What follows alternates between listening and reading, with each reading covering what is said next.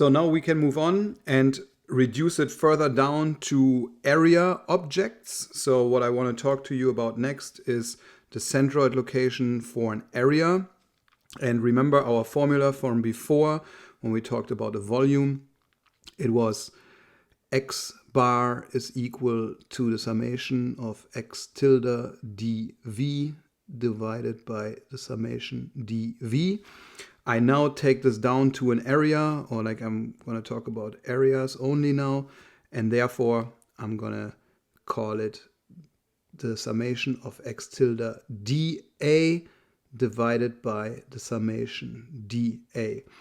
And once again, this here just stands for total area. And also, this part here on the top is called the first area moment.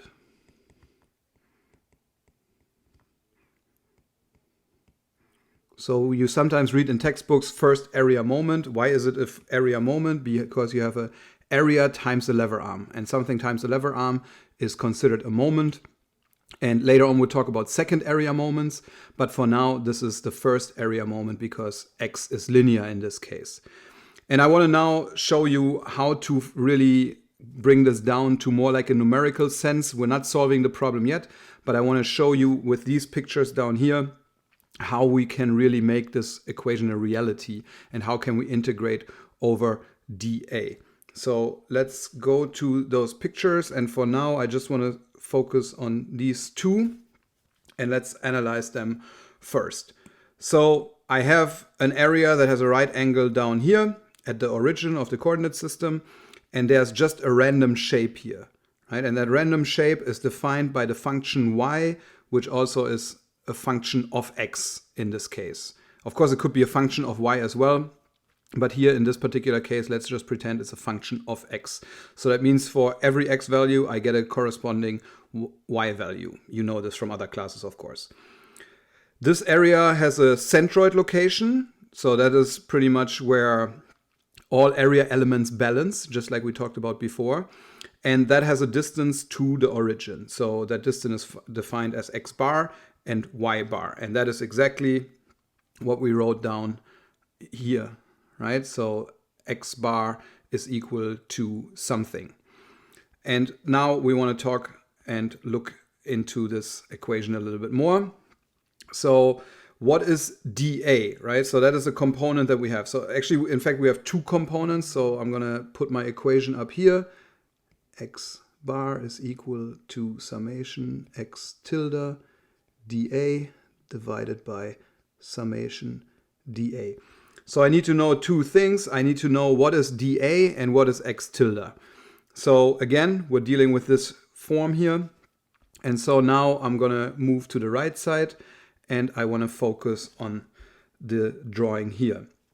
So the area element here is given, right? So this is considered dA, the blue shaded area here.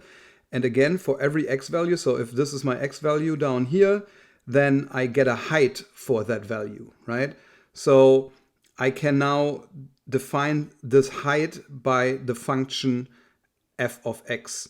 And so my dA really is base times height. And the base happens to be dx and the height happens to be the function. So I can write that down as well. So my dA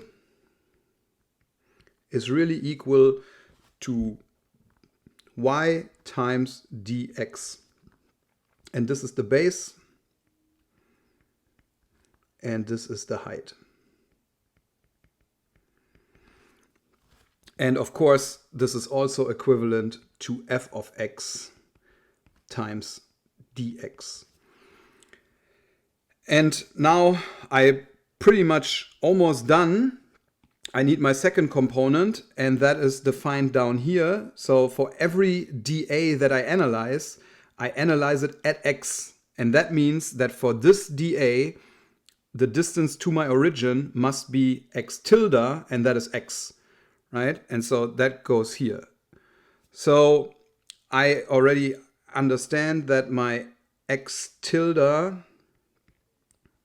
is equal to x for this particular case, right? Or for this generalized case, integration over the x-axis, right? So notice that I am integrating over the x-axis because I'm using dx, right?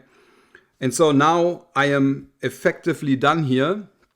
I have deciphered what goes where. Let's do that for the third picture on the right side, because this is now actually an integration over the y-axis. So here I have the area element that is horizontal, and that will be a little bit difficult, like if I have a function given in terms of x. However, if I have a function given in terms of y, then that will make this easier. However, conceptually speaking here, I have dy as the base, and then the height would be x, right? So in this case, my area element, so here dA would be equal to x times dy, right? And notice that here my x tilde is given with x over 2. And let me explain that a little bit more in more detail. So here you see that this is the centroid location, right? So remember that the x tilde is actually the distance from the origin of the coordinate system to the individual particle, but the particle actually does have a centroid as well, although it's infinitely small. And here, since you're now integrating over the entire height, you actually need to take, or the entire width of this area, you need to take half the width. So this would be the distance from the origin of the coordinate system to the centroid of that individual area element. And that's how you can deal with these problems. Of course, if you deal with y tilde in this case, right? So y tilde here would be equal to y. And that is also shown in the picture. So here the distance from the origin in the vertical direction to the centroid of that location of the centroid for the individual area element, that is given with y in this case. And so in sum, all we have to do is rewrite these equations that we had before for x bar, which I already did that, but I'm going to repeat it down here anyways. So sum x tilde dA divided by sum dA. And then for y bar, it is sum y tilde dA divided by summation dA. I repeat it one last time. Total area, first area moment about the y-axis actually, and first area moment about the x-axis actually. So let's write that down, because you see that in books sometimes. So this component here is the first area moment about y-axis. And now you ask why? And I explain that to you. So if you think of this area element and you use x tilde, then you're using this distance, right? And so think of it as this area element rotating about this axis, right? So that is the case for that. And then here we, on the other side, we have the first area moment about the x-axis. So first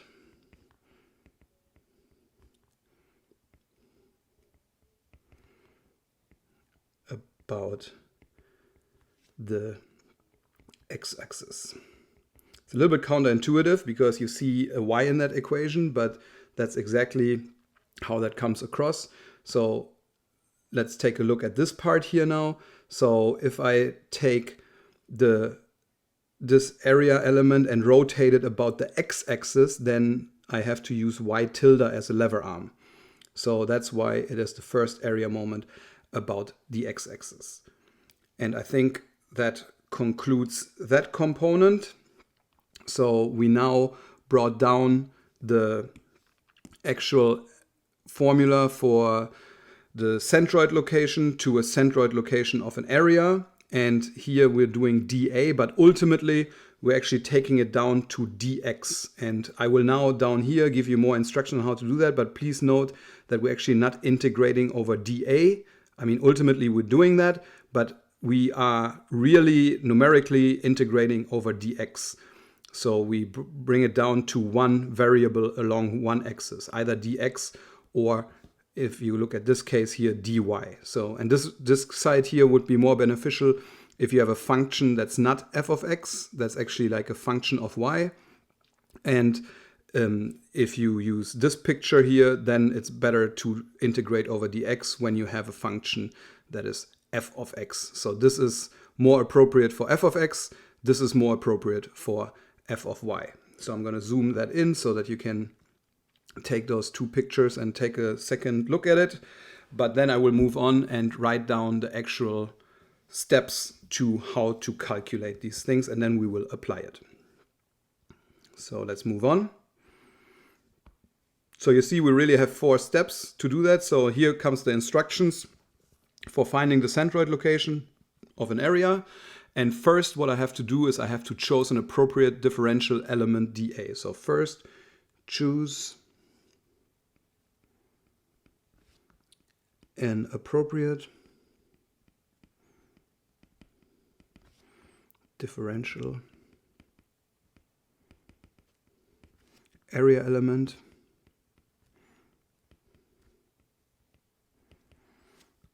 dA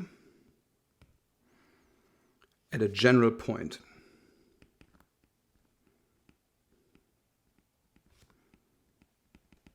What does that mean? That means what I've done here in blue. I point to it for you. So I choose this, for example.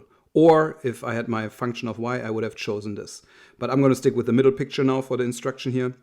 So I choose this here and I drew this in here. And then in my next step, I use that dA and express it properly, right? So now I'm going to express dA in terms of a differential length.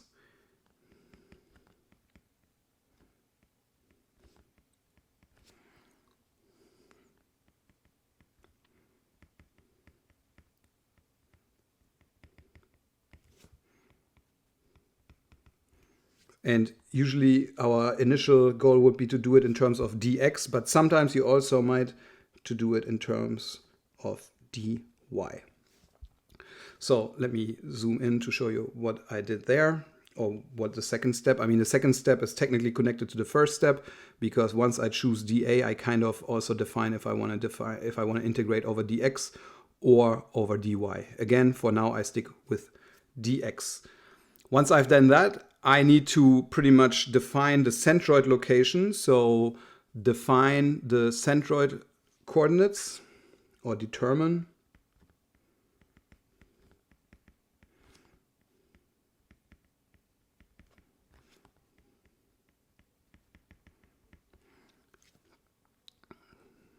or the coordinates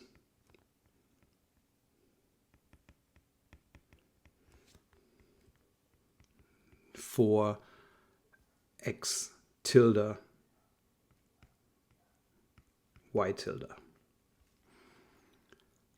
And that is of the rectangular, which has a base times height,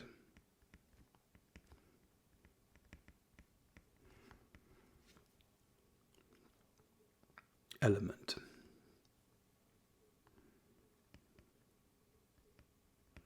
And you do that at a general point. So at a general point. Let's look at that.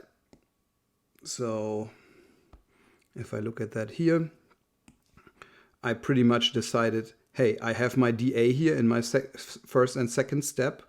I decided that I have the base and the height defined for my dA. And now I need to find this point. That is step 3. So I decided that this is the location of my centroid for this rectangular area. And so therefore I know exactly how to define x tilde and I know exactly how to find y tilde or define y tilde. So that's the third step, how to define those locations. And then last but not least, I just have to express all variables and integration limits. So express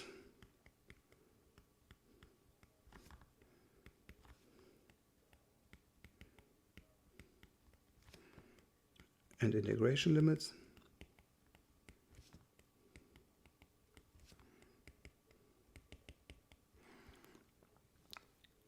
In terms of x in our case.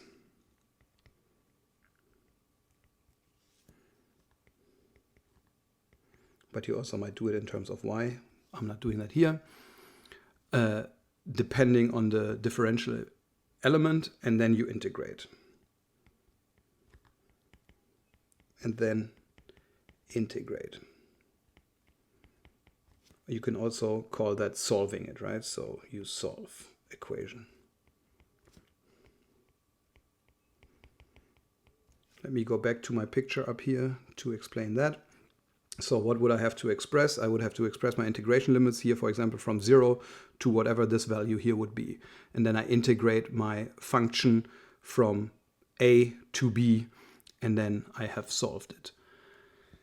And that concludes the definition or the derivation for the area centroid. And in the next step, we will now take these 4 points and solve a problem accordingly. But this is the derivation of the centroid location of an area.